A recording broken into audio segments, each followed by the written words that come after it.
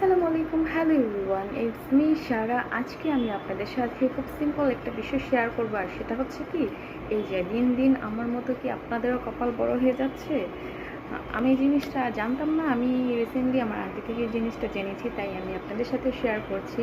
কপাল বড় হইতেছে ঠিক, কিন্তু ভাগ্য আর খুলতেছে না। যাই হোক, এই যে দেখেন, আমি হচ্ছে কি সব সময় এই যে এইভাবে হচ্ছে হেয়ারটা বাঁধি, যে কোনো মানে সবসময় এইভাবেই রাখি আর কি। যার কারণ হচ্ছে কি, এই যে আমার এই অংশটা থেকে চুল উঠে যাচ্ছে, দেখতে পাচ্ছেন? এই যে এই অংশটা থেকে চুল উঠে যাচ্ছে, চুল উঠে গিয়ে কপালটা বড় হয়ে যাচ্ছে। আবার অনেক সময় দেখা যায় এই পাশ থেকে, এই যে দেখেন, এই পাশে কিন্তু আবার এরকম না, ঠিক আছে? এই পাশটা আবার একদম মানে চুল ভর্তি, আর এই পাশটা হচ্ছে এই যে দেখেন একদম খালি। মানে আমি হয়েছে সবসময় এভাবে চুলটা বাঁধি, যার কারণে আমার এখান থেকে চুল উঠে গেছে। তো এই জিনিসটা হয়তো আপনারাও খেয়াল করেন না, কিন্তু হচ্ছে